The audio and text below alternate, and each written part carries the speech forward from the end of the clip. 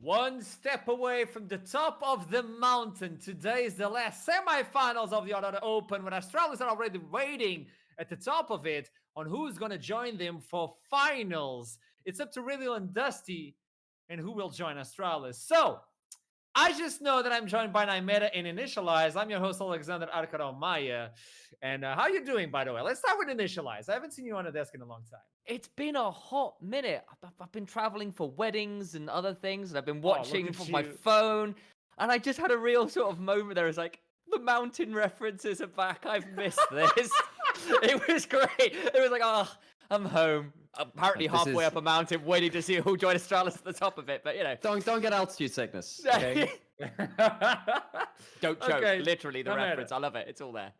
Welcome back as well. We're going to have a good one today. I have a special surprise for both of you, but I'll talk about that a little bit later, because today's game is special just because of the two of you, okay? There's a That's surprise. terrifying. Is that a good thing? It should be terrifying, by the way. So let's start with the bracket. Let's understand how we got to this point. I want to get your opinions on what happened so far. What was those surprises?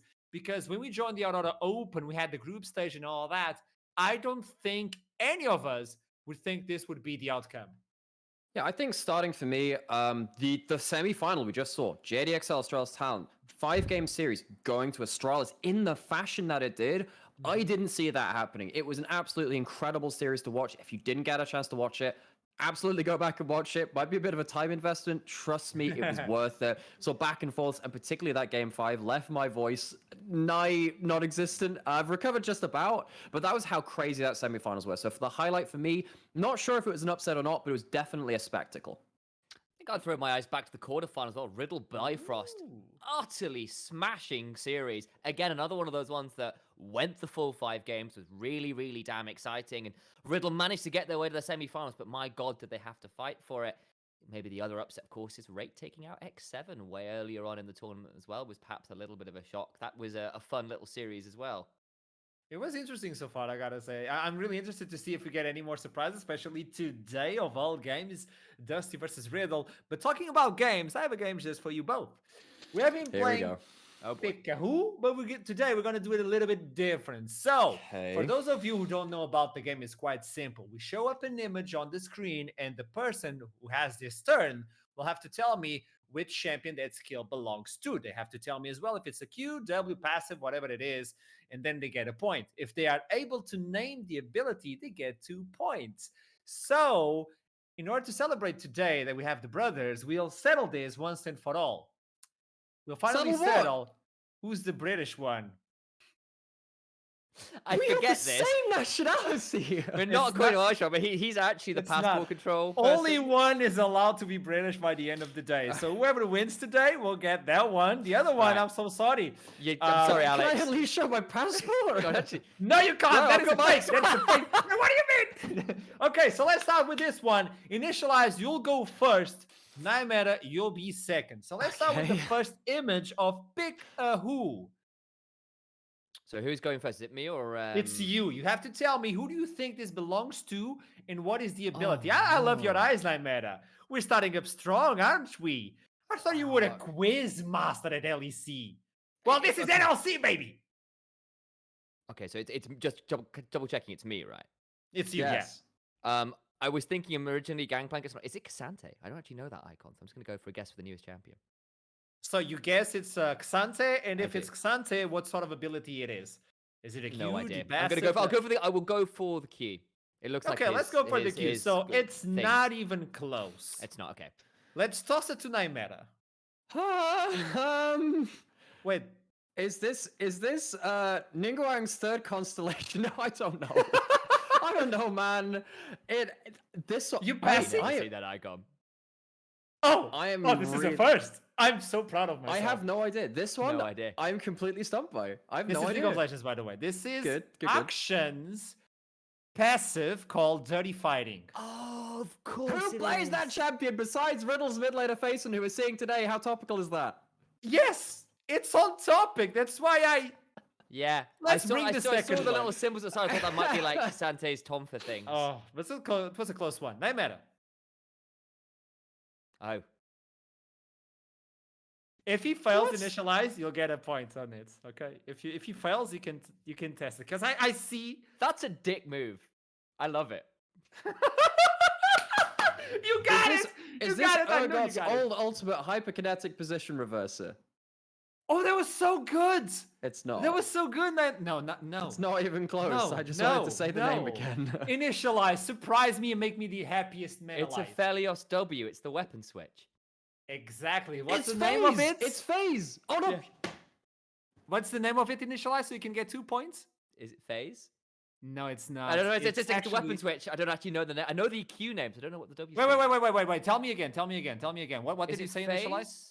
It is phase. So it is 2 points for initialize. I gifted you that. Oh, did, I'm thank so you. annoyed. Third I can one, tell you let's every toss one it of his to abilities, and I initialize. forgot that one. That is I was like, really I just saw what that annoying. was like. That's such a It's good on you, move. initialize. What is this? What is this? Oh, Yes. oh no. Oh, he knows it. Meta knows this, so you gotta land. is this Gwen passive like 1,000 cuts? Okay. Well, yeah. Gwen's passive 1,000 cuts, which means you got 4 points. And for the Yeah. last one, no, we're still on the fourth one. Yeah. So, yeah. Let's toss it to you, Nymeta, then. That's Heimerdinger's E.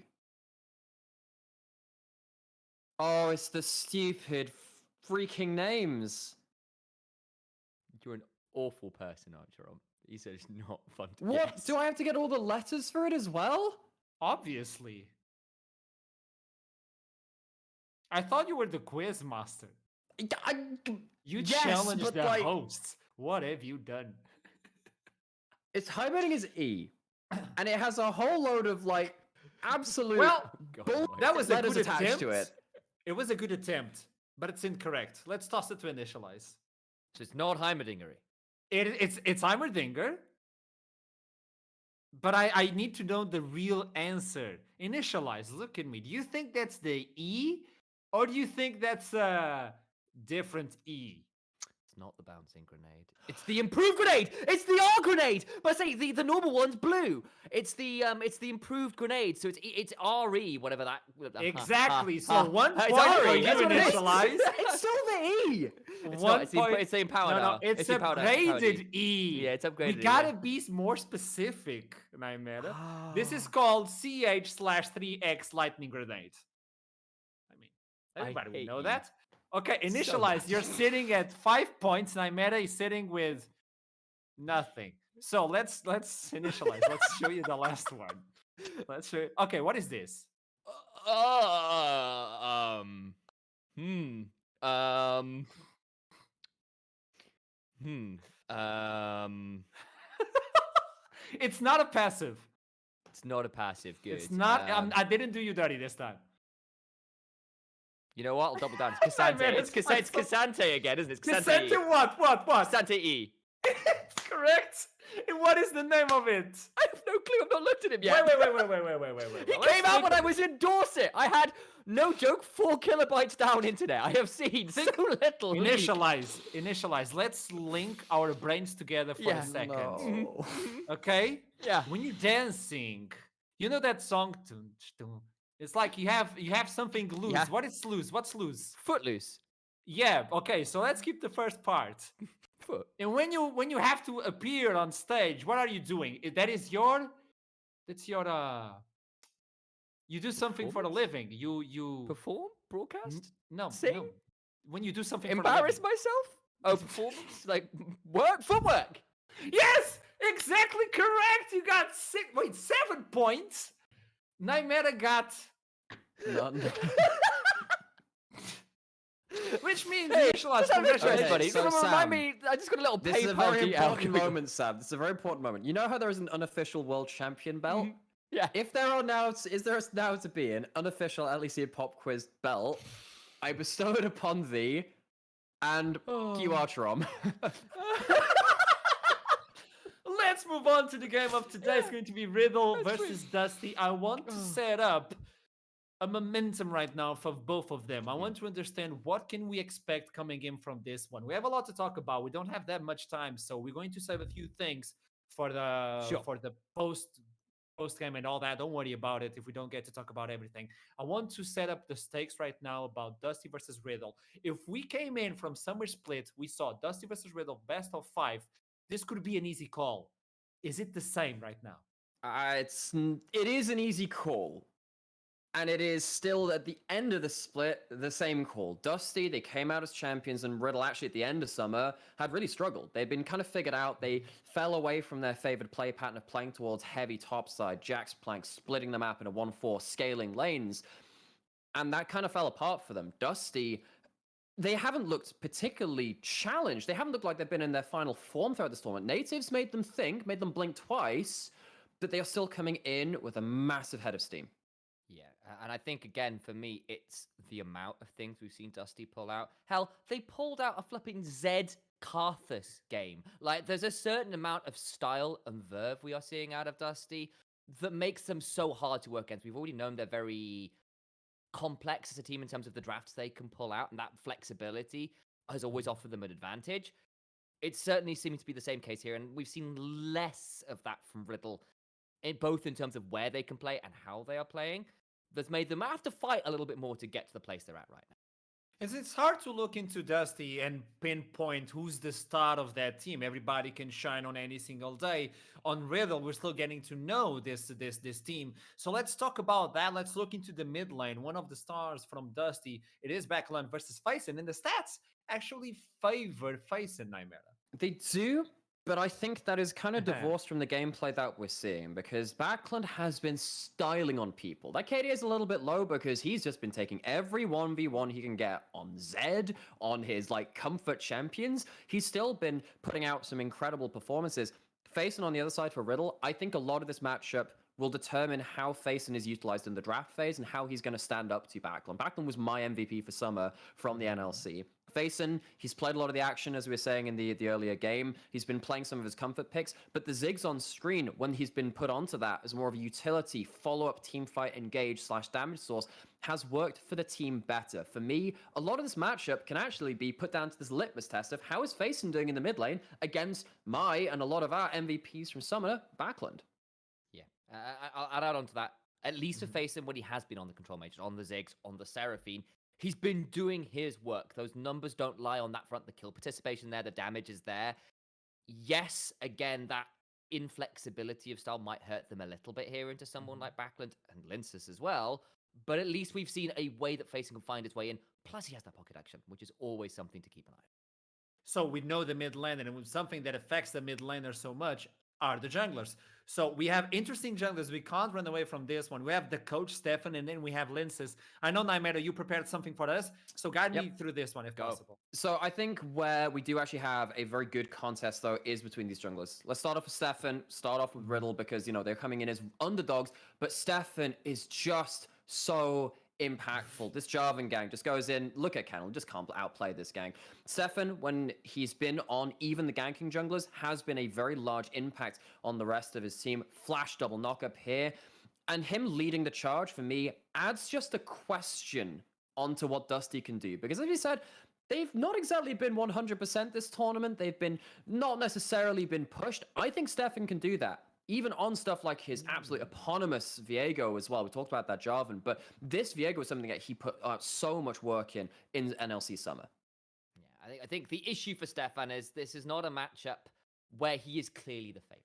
Because on the other side of the rift is Linsus, right? Who is pretty much the best jungler we had out of the NLC last split. He was so damn good.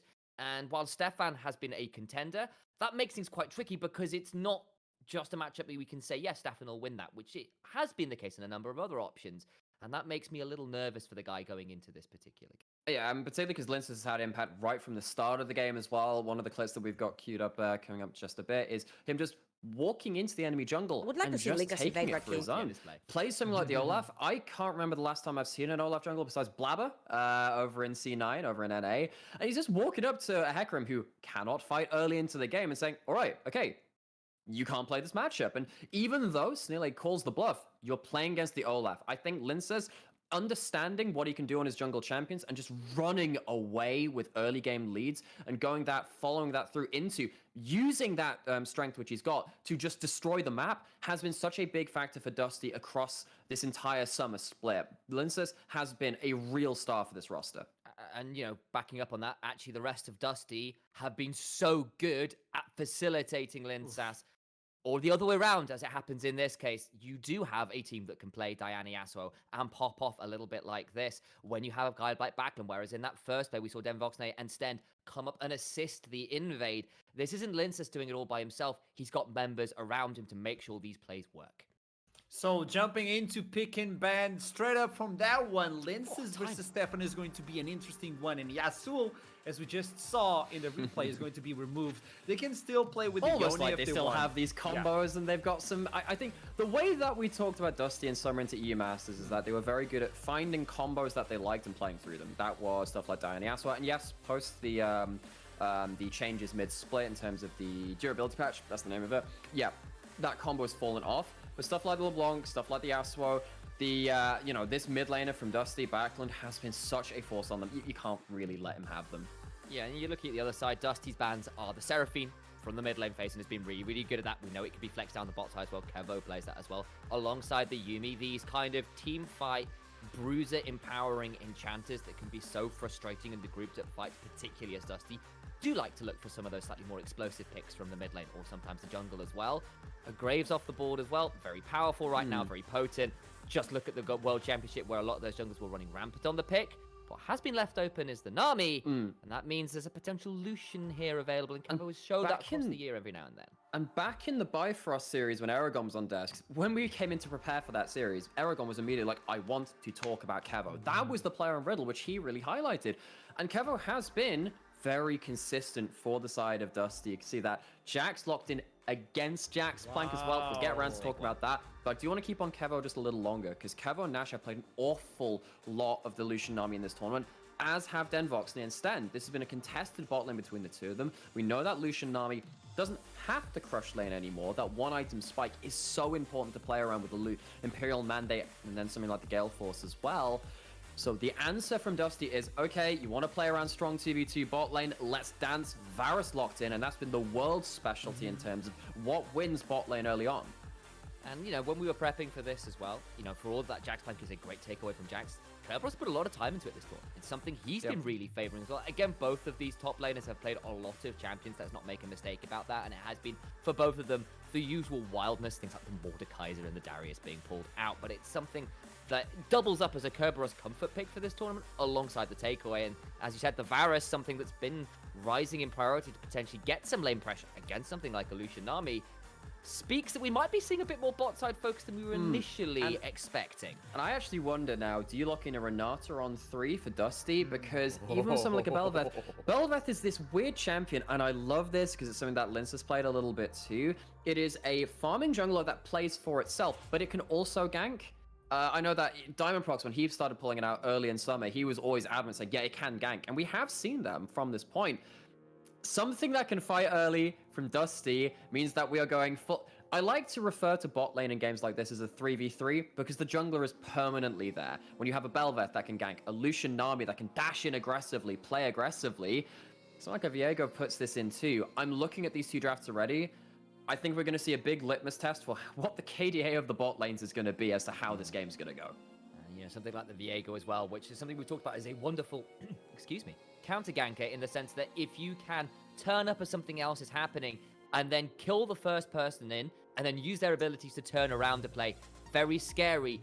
You can do that into something like a Bel'Veth, assuming she doesn't have the damage reduction active on that E for the entire time you're trying to fight. And it's also a Stefan classic too. So Linz is taking you're known for this champion. Oh, by the way, I play it too, by the way. And also, I won this whole damn NLC split. Let's see what I can do in the hands of it myself. And Viego has been a champion which has been so prominent throughout the entirety of this year. But still, Bel'Veth, Viego, I love that we talked about the jungle matchup, how much they can do for their teams, how versatile they can be, how much they can do on an individual level. And they now both have champions which can, with a lead, really pop off. Bel'Veth kind of needs to get a lead. At least with Viego, you just need your team to kill one person and then you kind of do all your own stunts after that point.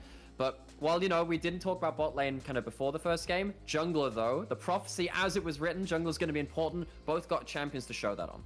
Yeah, and I think for Dusty as well, both Backland and Stend can look to get a counter pick here. Mid lane's not being picked right now for Backland. He can leave that to R5. And then the other side, look, the Nami's already in. You know what you're going into. So there is room here for some other counter pick options. And both these players are pretty scary if they're given the room to find an angle into a matchup. And for someone like Faison, we have had some questions about the effective champion pool. This will be a big test here because Backland has been really willing to throw down in these mid lane matchups, whatever the numbers might say. On the other side, though, you know, Riddle, Jaxplank has got an option here to find his pick into his, you know, signature champion, that Jax as well. This Nautilus is risky. This is actually risky. So they lock it in for Stend, and don't get me wrong, Stend has played a lot of Nautilus. In fact, when we got to the finals matchup, we had like this player versus player, not quite trash talk, but it was kind of like say something positive about your enemy. And Kasing said, oh, he plays Nautilus. That was the positive thing he said about Stend. I was wondering if Renata was better here because you have so many auto attackers.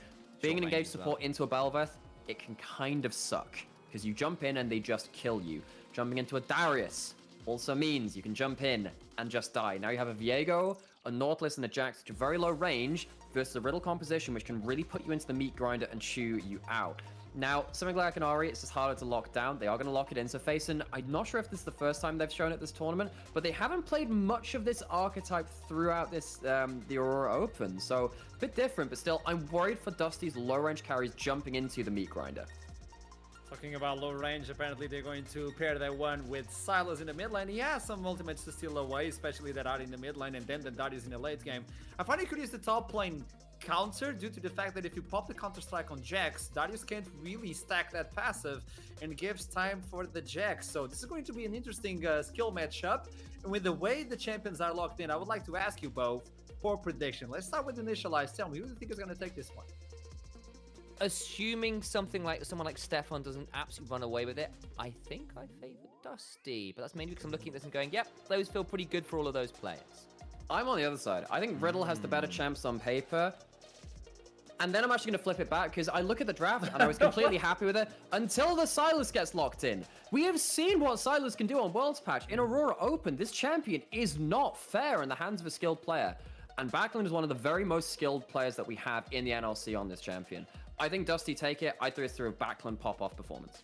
The desk is looking for Dusty to win the first one, but we're looking for the casters who are going to take the series off. It's going to be the return of Hip Rain and Trouble Link. How are you doing? I'm doing good. Hello, everybody, and welcome to the caster desk. We're getting ready to go into the first game. It's the boys. How you doing, Trouble? You all right? I'm doing great, actually. I can't wait to cast some Dusty. I haven't literally... well, obviously, I've seen them play, but I haven't cast a game of theirs, I think, in a very long time. And with a few hiccups here and there, with their best of series not looking the cleanest versus Div 2 teams, I just want to see how they're going to do here, returning back to action versus a Div 1 team like Riddle. It's gonna be a really, really fun game actually between these two. So let's take a moment and just talk about the comps. And you know, we've heard what the desk were thinking, but I'm curious to get your thoughts on it. You know, what are you expecting out of these comps? You know, where's your attention right now? I mean, personally, for me, I feel like it's full comfort for the set of Dusty, right? Stand on his Nautilus. He's going to be roaming around the map non-stop. One of the most roaming supports that we have over in the NLC Division 1. And then you have Linces on his Viego. Then you've got Kerb on his Jax, which he R1'd, if I'm not wrong. Completely blind. Didn't care what he was going to play into. And then, of course, Backland on his Silas. You've got then Voxen on the Varus. Then Voxen, by the way, is the second highest damage per minute. And because Kryze is no longer in the tournament, who was the first one, he's sitting currently number 1 at damage done per minute throughout the entire tournament. So then Voxne on the Varus, we're going to get to see, well, as we go in, if it's going to be on hit or poke. It's going to be on hit because he's running the lethal tempo. Absolutely. Well, here we are in 2 game for our first game of the day between Dusty and Riddle. I do kind of want to go back to your point about Stend, because Stend is an amazing roaming support, especially on this Nautilus. This is kind of the playstyle we expect of him. But the desk did highlight as well. Ooh, Stefan should be okay. But the desk did kind of note that the way that we're expecting this game, with the fact that they've got the Lucian Nami, they've got the Bel'Veth, they've got ganking capabilities down there, there's probably going to be a lot of bot lane attention. So I feel like if Stend's maybe too over-eager to be roaming around the map and setting up plays for his mid, for his jungle. You know, Voxney might be the victim in that sense because he's probably just going to get jumped on constantly by Kevo and Nash. I mean, we've seen a lot now of Lucian Nanami. Everybody who has been watching League or playing League this year should be aware how dirty this can be. And yes, it's not strong. Yes, the kind of electrocute version of it did get taken down, but it's still a kill lane. It's still a very, very dangerous lane to be playing into.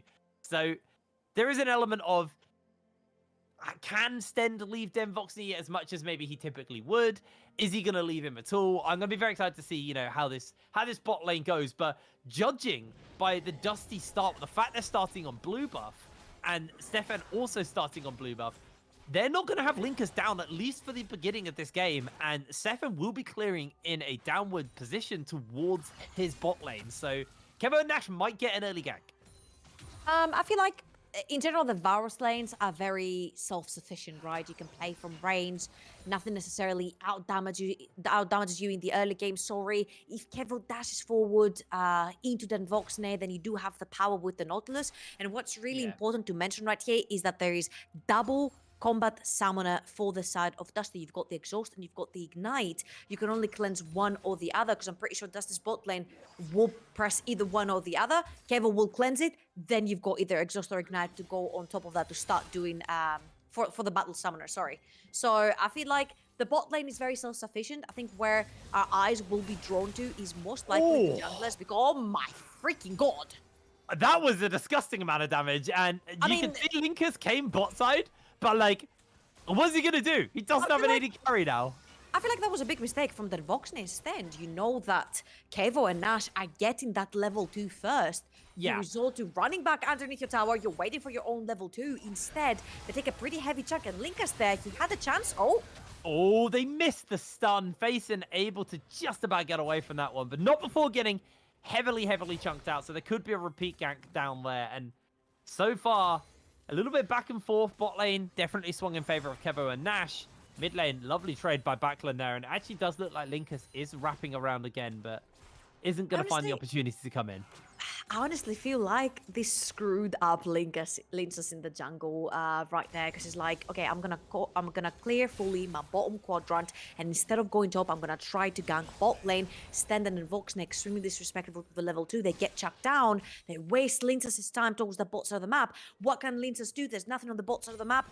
He tries to gank towards the mid lane, gets a flash off of Faison, which is level 4. He will be level 6 very soon. So as long as he respects that timer between right now and when he gets his ultimate at level 6, he should be absolutely fine, because they know that Lintus has his entire top quadrant of the jungle to farm. He needs to back, he needs to buy, he needs to get back on the map. And there's also another reset coming in for the Ari, so you should technically be pretty safe in that time duration. While Stefan has gotten the better end of the stick right there, didn't have to get out of his jungle, had the free reset, and managed to fully clear, and is coming back with a pickaxe. So this is kind of like what we're talking about, like the domino effect, because it might have been miscommunication, it might have been a little bit of disrespect from Stand and then Voxney, which in turn has caused Linces a little bit of time in the jungle.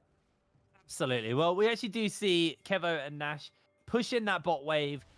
They've got themselves a pretty healthy CS lead, but I think that should be somewhat alleviated, because it was a large wave that crashed into the tower. And yeah, with the cannon tanking it, Voxney was able to pick up most of that wave. So the lead they did get in CS has been somewhat pulled back. They didn't fast shove the wave in. They crashed 2 waves, made sure that it was as good of a back for Kevo as possible, buys the pickaxe, and Nash is going to try and hold the wave. And actually, at the end of this, because Voxney's going to try and make sure this wave does crash, Kevo's going to lose some of that farm lead that he did actually build up for himself. This wave is mostly going to be gone, if not all of it, by the time Kevo gets there. And Stend, now that the bot lane has been pushed in their favor, he's opened up and started to move around the map like you were talking about, Trouble. And now he's looking to try and set up a play in the mid lane, but a lovely Scryer's Bloom comes out from Stefan just to spot out Stend on the rotation. He pretends to walk away, and now he is just plodding back over. He's like, just kidding. He's going to fall for it.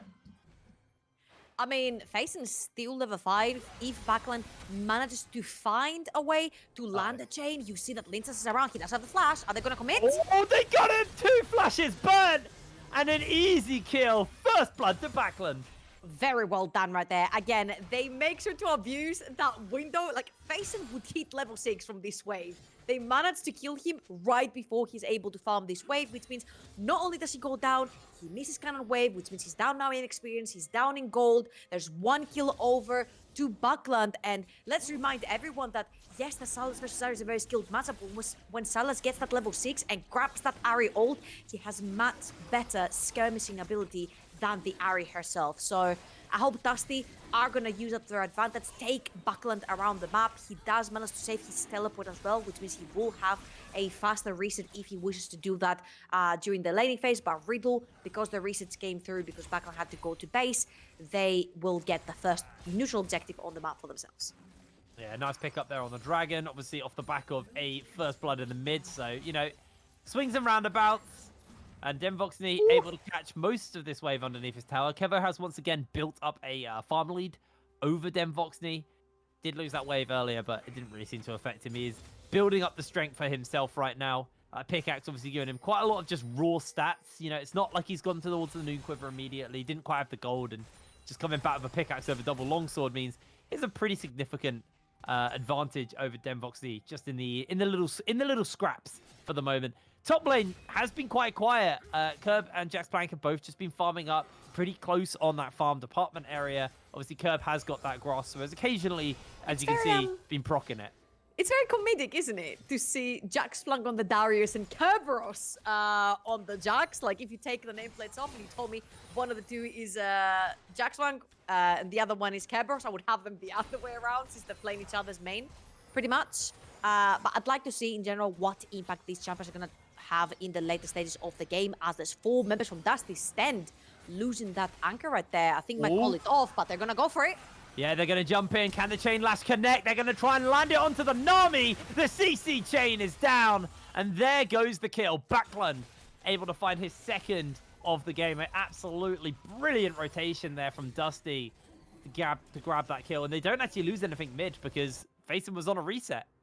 That is perfect. We talked about Buckland having teleport advantage, kill advantage, which means items advantage, which means damage advantage. So you can grab that Ari ult. We said if they can manage to snowball that lead that they managed to put into Buckland earlier on with a double flash from Lince's stand, and that's exactly what they're doing.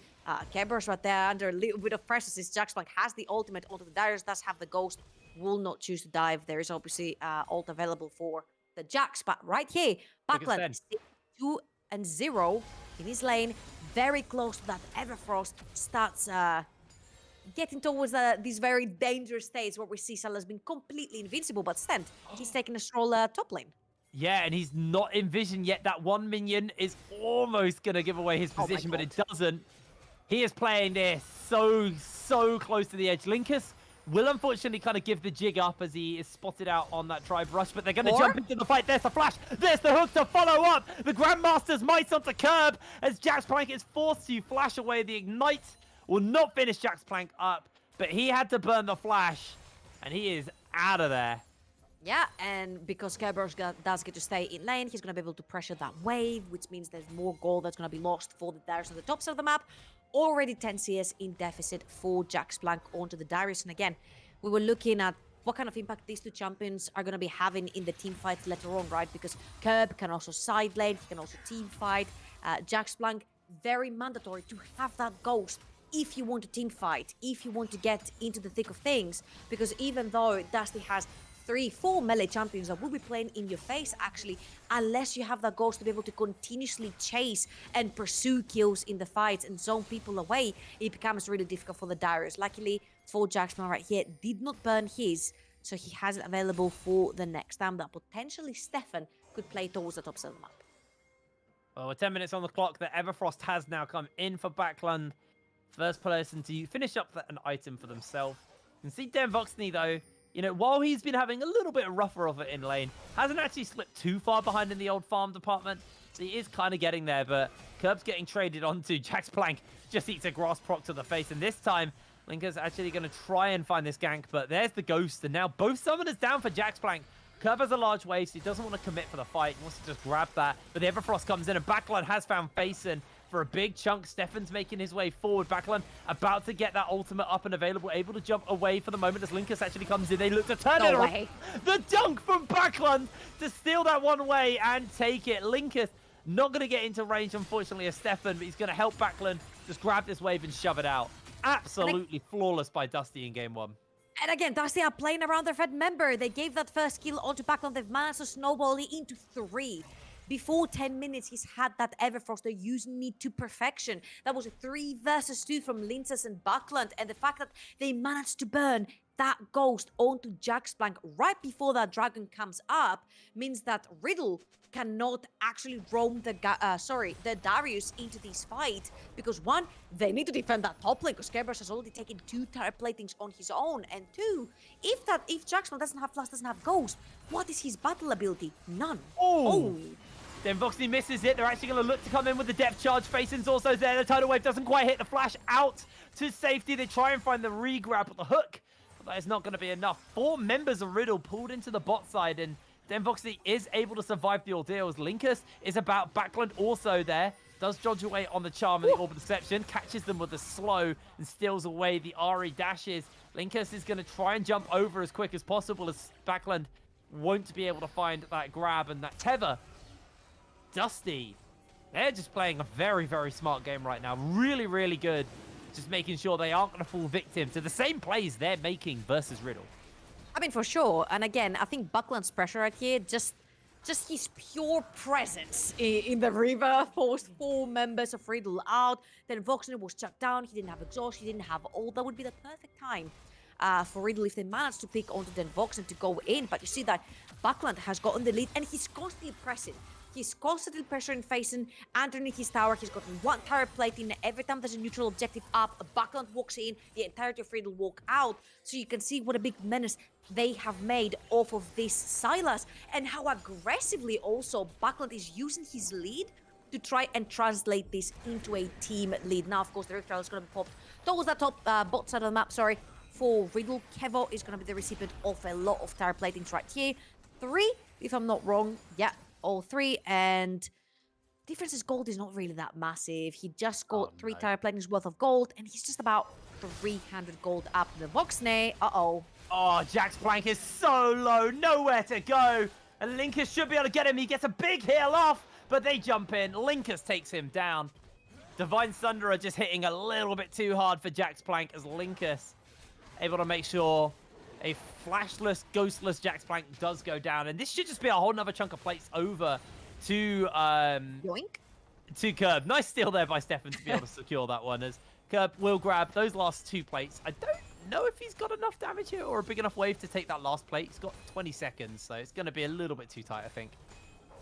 Yeah, and I feel like Dusty have been very clinical right here. They played around mid lane. You know, they know who their playmaker is. It's going to be that Sylas. They give him 1 kill. Backlund gets another 2 with the help of his team. You know, I feel like we talked a lot about how good Stefan is at devising plans for different pathing and how he moves around the jungle. But all in all, Stefan is a very Canyon-esque type of jungler, if you will. He plays the farmers. He likes to be the carry later on himself. He likes to devise the perfect pathing for him to get as strong as possible, as fast as possible. But Linces right here is kind of on the same trajectory, but he's been extremely active. 100% kill participation for the Dusty jungler right here. And Linces is on a very similar sort of scaling champion. Viego is kind of the champion that does everything. If you want him to gank in the early, he can gank in the early. If you want him to farm and keep up with more farming junglers like Graves, Nidalee, Bel'Veth, he can do that very easily. If you want him to not fall behind against them, he's pretty good at farming too. But I feel like his impact overall is just, he's a very well-rounded jungler at all stages and all different iterations of games and compositions. And I feel Linces right here has managed to stay pretty relevant. Yes, 20 CS behind, but even in levels, 100% kill participation.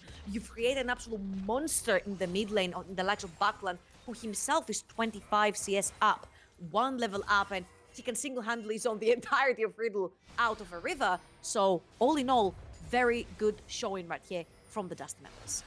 Yeah, they are just playing this very, very smart as a team. Curb will answer out with that turret that went down in the bot lane with a tower in the top lane. Obviously, didn't get that final plate, but Curb has got a lot of dollar in his pocket, actually. Yeah, he has just the 1 assist, but he picked up 4 plates. He's got a farm lead.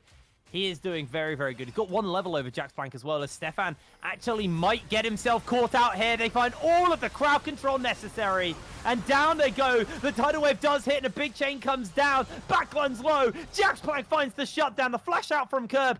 Nobody is going to be there to pick up the form of the Eye. As Sten misses the hook. The blast code to safety. Curb sacrifices his life for the greater good of the team. Can he get away? Linkus provides him with a taxi service away to safety. How did Dusty get Sten out of that? That was such a chain of unfortunate events for Dusty. I don't know if we're going to get a replay at that, but Stan just had his flash coming up and available, which means he needed to wait for that global cooldown to finish before he could use his flash over the wall. And then he completely and utterly ditches his top laner to get out of this. It was actually a pretty funny chain of events, I would have to say. But nevertheless, Dusty overextended. Buckland gets shut down. He gives it away to no one other than the Darius as well, who's extremely dangerous. Again, 4 melee champions playing into a Darius. You have to think that Darius has pretty high value. And again, Stefan right here, he's going to overextend. He knows that the Rift Herald goes down, but Belveth and Rift Herald have a different connection in the game. If you get the Rift Herald, you get to be an absolute menace. But Buckland, he kind of greeted with the Belveth ultimate right there. And he wanted the stack. And as you can see, Stand, look, his Hex Flash is literally charging right now. It transforms into Flash. And you need to wait for the global cooldown to finish before he flashes over the wall. And once he does, I don't know how these anchors miss, man. They miss, they hit, it's whatever. But Kerberos is the one ditched behind. And Lintus is like the highway train, which picks him up at the middle of the night, you know, when he's already missed one. And he gets out scot-free. Oh, they are chasing for more. Good chains do connect. The hook goes wide, though. Unfortunately, so nobody does go down. Dusty almost finding their little turnaround there. Is actually Stend is going to jump forward. They do find the hook. The death charge comes in. And Curb slides onto the back line. Stefan somehow is able to get away as the damage is coming in from Dem. Voxney, a double kill picked up for backline. Faison's trying to get away, but he won't be able to do so. Curb secures yet another kill and a tower for his team. Dusty just absolutely slam Riddle in the fight, 3-1. And if you're unfamiliar with Dusty, if not they are one of the best fighting teams that we have over in the NLC. Their coordination, their engage, how they're always on the same page. You see Stendy's looking right there in the bush. They all go in at the same time, and because they're so freaking far ahead. I mean, look at the items in Buckland's inventory. He's got the Everfrost and he's got the Shadow Flame, which means you shield anyone with that Airy, they're gonna go down even faster from the damage from Buckland. And also the Frozen Heart being built from the set of Kerberos means that a lot of the damage coming in from the Darius, from the Lucian, loses a lot of value. Of course, the Belveth. Right here, Stefan barely gets away with his life, but a very nice knock-up right there. Because you see, Sten chose the target behind Jaxplank to ult, which means Jaxplank got knocked up as well. Really well done right there. And of course, for Lincas to pick up Darius and pull 2 people back means even more die. Another great anchor coming in from Sten, who's going to pay with his life, but the damage is already done. 3-4-1. They get that mid lane tier 1 as well. Map wide open for Dusty. Yeah, Dusty definitely have a big old level of control on this game. Not so much that it's insurmountable. It's only a 4,000 gold lead. But it is still a pretty strong one. Backline finds himself caught out for the moment. He's going very low. Has to stop watches Stefan tanking shots. Backline's getting chased onto. Faison can't quite finish him up. And somehow Backline's still alive. He's got that Kingslayer almost back up off cooldown. As Stefan is going to look to hunt him down. Can he actually get away from this? They're bringing the teleport in. They're actually bringing more people around. And it looks like that is enough to scare away the members of Riddle, as Stefan has been caught out here by Stend. Stend is going to look to hunt him down. A couple of tower shots in, and the Manta Ray's out. Wait, Lincas? He's doing something in the mid lane. I think he forced the flash from Kevo. He literally tried to 1v2. He took 2 ults from Nash and Kevo, and the flash from Kevo. Lincas on this Viego, so freaking strong. What a dominant performance from the Dusty jungler. And again, you see that the mid-jungle duo from Dusty are doing wonders on the map, but Buckland is absorbing pressure from 2 of the strongest members that Riddle have right now, Stefan and Faison. On the other hand, Lincas is 1v2 in their bot lane. absolute insanity. You see Kevo overextends right here. He knows that there's 4 members on the top side of the map, but the 5th one was right there. Ult doesn't quite land from Linces, doesn't have the flash to follow up with it. Kevo is going to dump pretty much an entire calling on Linces, which will force him back, but again, it's 2 ult and 1 flash, just zone away 1 Viego. I mean, it was a good flash from Kevo because he probably would have died to that Heartbreaker if he'd waited until after. Oh, and if he had died to that Heartbreaker, Nami would have died as well from the follow-up Lucian. Yeah, that would have been real rough, actually, now you think about it. Actually, Stefan's using the dash is going to get himself caught out momentarily. The chains do connect, the hot to follow as well. Sten's taking way too much damage, though, and down he goes. A kill for Kevo. And remember how we said they're always coordinated. If they want to go, they go. But they're also so coordinated to know that if somebody is way overextended, they don't follow that one up. Yes, Sten hits a pretty great hook, and it was a good chain corruption from Denvoxen as well to hit Stefan, but there were 4 members and a tower, which means that Dusty don't end up following up on this, but that's another kid that goes away. Kerberos just dives to 4 people. Yeah, I mean, he's saved the counter-strike. He's going to have to use it now, but the charm's connected onto him, and he's very low. Culling's going to be enough. Curb flashes away. He's low HP. How on earth is Curb alive right now? What the hell? The tower does go down, though.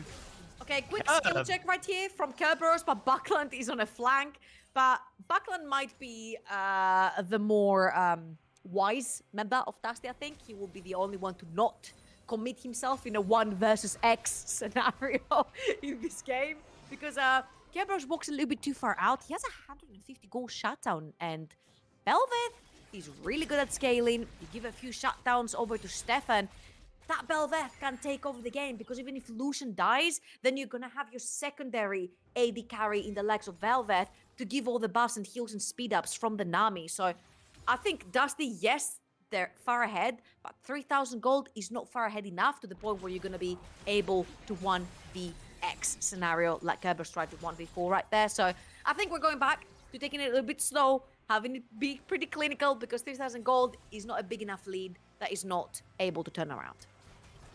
Remember when I said, like, you know, the gold lead isn't insurmountable? Yeah, Curb just tried to check that, and it turns out it is actually easy enough for them to find a kill. Curb, he's like, let me see if I can survive 1v4 real quick. Sure, he survived it, but like, man, that came at a heavy cost.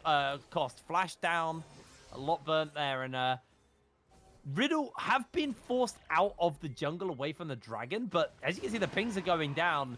There is a very real chance with like the double 80 carries that Riddle have right now, but they could do Baron quick.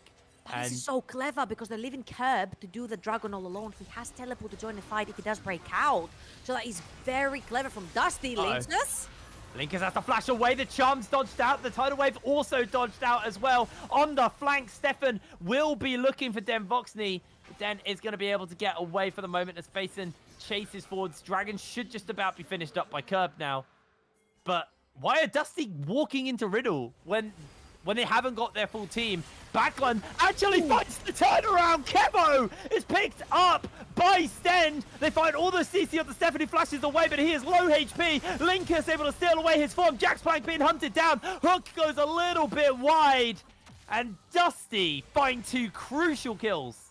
And Buckland with his best Zika cosplay right here. What an absolutely beast performance by him. He's his 3 members mid, does not give a single F. Uses the chains straight on together. He says, if I take the AD carry down right here, right now, we have chance of taking the Baron. Doesn't just take that AD carry, because the rest of the team follows up, and that's what makes Dusty such a strong contender in the NLC. They're going to run away with 2 kills, including the Belveth and the Lucian and the Baron. And look at these KDAs. 5, 1, and 4. 1 off 100% kill participation for Backland. That one kill that they gave to him in the very early game resulted in what monstrosity we're looking at right here on our screens, because he will find the chains, and then the entirety of Dusty moves in. They follow up on his engage, and they take down the 2 AD carries for Riddle. And once these are down, once the threat is absolutely gone, then they can move into the Baron. And look at that flash. It's the ult, but flashes away soon enough to not be completely finished. Walks out, gets Baron, Giga Chad moment. I actually can't believe how much damage Backland does with his E. Like, do you see? You're taking like a third of someone's health every time. I mean, in he jumps almost finds the explosion onto Faison. But he is just doing an astronomical amount of damage. Yes, he is, to put it scientifically, turbo-fed right now. But even so, that is a terrifying amount of damage coming out from Backlund on the Sylas. And with the Baron now, with the amount of gold they've just injected into this team, they are going to look to try and take down these last few towers outside the base, use this Baron as effectively as possible, and really open up the map for themselves. Now, Jaxplank is pushing the wave topside, is able to find a tower shut down, and also, you know, at least make sure that there's not multiple waves contesting just the two. As you can see, Demvoxy kills Kevo, obviously. How could we not miss that? And he is just going to look to finish that one up. But Backline is dead, shut down, given over there. As down he goes. Actually, unfortunately, the shutdown did go to Nash, but in the meanwhile, Demvoxy is able to take down the mid lane tier 3 and leave that inhibitor open. So, with the shutdown, a little rough, but I'd still say a Baron well used. I mean, I'd say that was a bit of an oopsie for Dusty right there. They see that Jaxplank is top lane.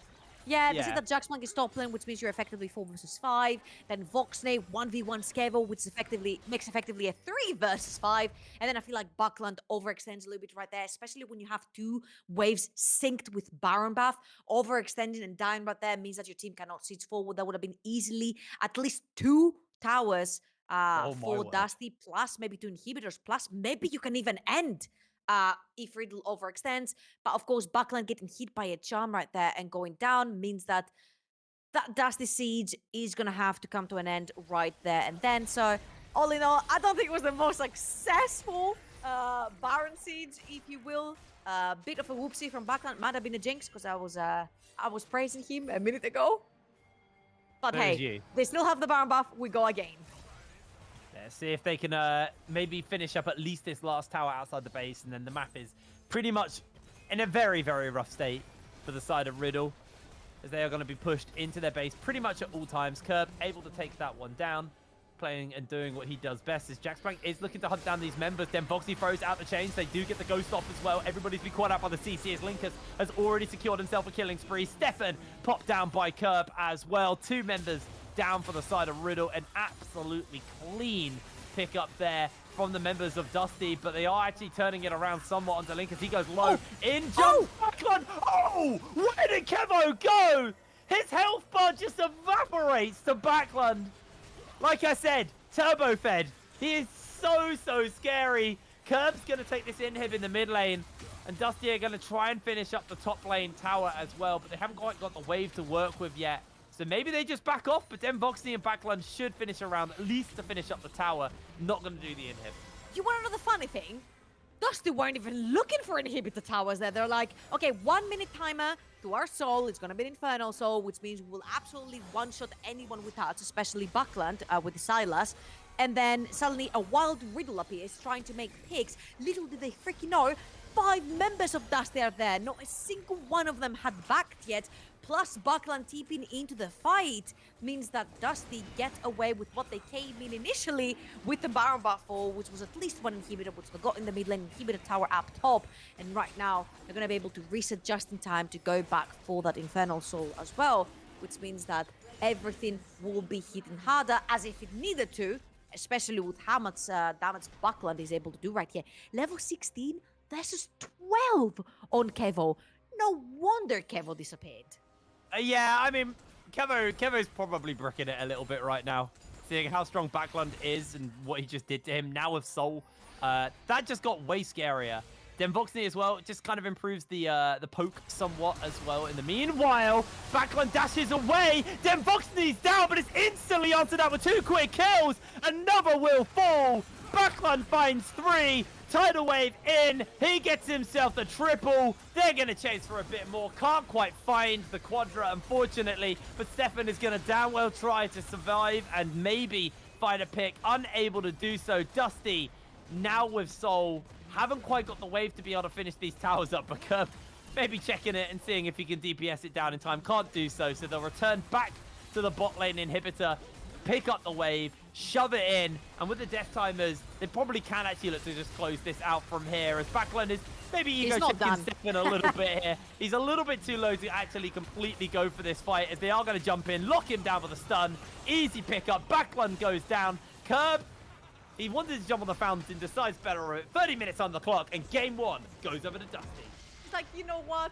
My death count at this game shows 0 for Kevro. So he's like, I'm not gonna ruin it at the very last minute. But a very clinical game from Dusty. Honestly, a few hiccups, but I think these hiccups were sort of like them limit testing. I feel like they were so far ahead. Like Kevros diving into 5 members and getting out alive without even having to use flash. Backland was doing unimaginable things, and I feel like Riddle are going to have to come up with something that will complement the way they used to play in the regular season, which was towards that top side of the map. Get that Jax, get that Gangplank, play towards the top side of the map. Try to get one a bruiser that Jaxplank likes to play ahead so he can snowball the game. Absolutely. It was a very clinical game from Dusty. And I mean, every Aurora Open game that or just the Aurora Cup I've done so far has been one team just massively more clinical than the other and a lot more controlled. So it's definitely been it's been a bizarre one so far for me. I haven't really, I've seen that we've had, these insanely intense like best of 5s, and I'm hoping we do get that from Riddle versus Dusty. But Dusty looking already to be just a step ahead of Riddle. But we're going to pass it over to the analyst desk to break this game down a little bit more. So Archer, over to you. Break. So at this point, it's a really good start for Dusty versus Riddle. My head is just popping off on the back somehow. I wasn't mention anything. We were just having fun on the green room watching this. There's a lot to talk about. So let's talk about not only the composition, but the way they played around it, the way Dusty executed and forced their own play style onto Riddle. It was really complicated to pilot if you are on Riddle's side. What was the deciding factor at the beginning of the game that allowed Dusty to go so far? Well, what popped off harder? Archerum's hair there, or Backland in the mid lane? Because one thing that we were talking about as a litmus test for this game is what is happening with Faison versus Backland. At the end of that draft, I was saying, actually, I like Riddle's comp, except you gave Backland Silas. That's not something which you can do and really hope for good results on the side of Riddle. And Dusty then went and did everything in their power to make sure that Silas was set up for success. Very early on, blowing the flash at about 3 minutes. 2.5 minutes later, 5 minutes 30 into the game, flash 1, flash 2, kill over to the Silas. And suddenly, that Silas problematic champion in that mid lane? Yeah, he's online. And we've had this the entire damn split long. Dusty's mid jungle was the best in the league for large portions because they could just do this. They knew how to take an advantage of mid or make an advantage of mid and then snowball it elsewhere. After this, they turn up bot and win bot lane as well. Like, you just can't get anything wrong with these laners right now because they are so good at both finding an advantage and then making it a game-winning one. Yeah, I think that was the real. Yeah, I think that's the real thing. The thing which Sam tagged on after that point. The play which they do next is what really shows why this is so important. Now, this reminds me a lot of like the RNG T1 meta of Spring, where you have a proactive mid jungle when if they are ahead, nowhere on the map is safe. I actually think that Kevo had a really good game on the Lucian very early on, taking hard trades, level 1, level 2. But then as soon as that Silas and Viego turn up bot, well, what do? You have your individual advantage. It doesn't hold up in a 2v4. So it starts bleeding throughout the entire map. Let's also talk about the way Stan was just roaming through the map and Linces was on beast mode. There's not much Stefan can do right there with that champion, correct? Not easily, because while we say Bel'Veth can gank, and she's got some tools for it, normally you want someone to set up for it, because she wants to be able to sit there and just E for a bit, and then you can queue through and chase around as you want, but you need someone to help set up for you. It's a little bit like something like a Graves or whatever, with a little more CC in the fact that you want to turn up and have someone provide a kill for you on a platter, and then you can take that reset and go do things like Dragon and Invade and the rest of it. And that never really happened, partly because Stefan was tracked, and partly because, frankly, Dusty were just quicker and used the pressure they had in mid and jungle to take over the rest of the game, and there's just nowhere for this Bel'Veth to be. And there's something that I would like to ask of you, Nightmare, which is really interesting, and then you can talk about it in a few seconds. We'll pop the replay, not right now. It's the idea that Dusty are so good at building up those advantages, and then they play as a team, they play as a group. They don't allow you to come back. When you see all this gold bleeding out to all members of Dusty, and all of a sudden, bam, it just clicks for Dusty. You get those sort of plays that we can now play it in the mid lane, but it's just too smooth. Yeah, because one of the identities of Riddle's composition is that they have this huge meat grinder, right? Where you jump into it and you kind of get cut down to size. That doesn't matter if Dusty play out the early game the way they did. When Backlund gets this lead, that was going to be the pain point because this Silas can do their own stunts. They do everything, set them up for success, and suddenly you can't play around actually, oh, maybe we can play it a little bit slower, get the Belveth E to tank up some damage, they can start turning things around. The Darius can get resets. That realistically wasn't on the table once you have huge pick potential, just go way above the pace of the game where it's set to be. This game gets flipped because I was about to say DFM because they were so good at early game snowballing as well. It's subliminal to me. Now, Dusty, they are so good at setting up the carries which need to be ahead for success. Yeah, and you also hit a point where, for all the Lucian was getting good trades early, got no plates in bot lane. They got no plates top lane. They got no plates mid lane. They got this Herald and managed to get a little with it. And then you hit this point where Kevo starts dashing forwards and immediately jumped on because the pick CC from the side of Dusty is brutal. And suddenly, yes, Riddle want to dive in, but at what cost? The first person who dives in gets obliterated and has to burn so much to look to be aggressive that, especially once the snowball's already happened, it is so hard to turn that game around with how your comp plays. And you kind of see it, right? Linces and Backlund just kind of styled all over him eventually. There were a few glimpses of light for Riddle at the end of the game where they were like, okay, we need to group up as well. We need to fight as a unit. And that's why we're going to pop the third and last replay from this one. But yeah. Oh, it's just so smooth. No, this was my favorite moment. It was when Denvoxney said, it's dusting time, then dusted all over them. Like, look at this flash. That is so sick. Varus is a champion with a very short auto attack range. When you are flashing, often you're taking yourself out of damaging range. He just baits them in, takes up a load of that CC and just goes, I'm going to flash out of it, dodges everything he needs to, and styles on Riddle in this play. And then Backlund gets to go over the wall and do that afterwards. Like, what do you do? Because in a lot of ways, we already said, look, they're in a very difficult position. Difficult to make the proactive plays that work with how the compositions function. They think they've got them on the reset. They think they're going to catch them potentially with a few members down there. They don't, and it all goes wrong. And I can't blame them for looking. But at that point, you can kind of see how quick Dusty were to punish. And you kind of see the strength of this team, even if Riddle thought they had seen a light at the end of the tunnel. It really was just a freight train on the other end of that. And it messed up whatever little chance they had left at the end of that game, unfortunately. Yeah, they were looking for like little bits of clover on the ground. They found like a no-leaf clover. The luck is oh, gone. No. I like that one. So out of a sudden, in Champions Select, it was not that bad. It looked like it could be a fair game, but Dusty pop off on the first one. One of the things I was asking you guys was, how can Riddle come back for the second game? And one of the lanes they can effectively improve, and that's why I'm going to reveal right now that Riddle decided to pick red side for the second game. They could look to play through the top lane because they do have an amazing champion pool. They could look for counter picks. They can look into that. How can we look into these top laners, and how can we set up a narrative looking into Jax playing versus Kerberos? Well, I think half the job was done in that last game where you have an interactive top lane matchup where you're looking for the Darius to just outhands the Jax at some point. I think where that gets very difficult, though, is when you have volatile matchups on the rest of the map, which Dusty is winning, particularly that mid-jungle, because suddenly what could be a good 1v1 top lane matchup gets flipped when someone like Stend roams up to the top lane because, surprise, surprise, mid-jungle's unlocked him from his lane and done all his hard work for him. So for me, job is half done. I think there is something more to be gotten out of this top side, though. Yeah, and especially if you're on red side, you don't necessarily guarantee Backlund a counterpick, which can be problematic, right? The Silas really did wonders that game. Yes, with the assistance from Linces and Stend, and really big praise to Dusty as a whole. And of course, that mid-jungle we praised already. But that's going to be hard to get. And potentially this time, you can get Jax Blank, the counterpick, instead.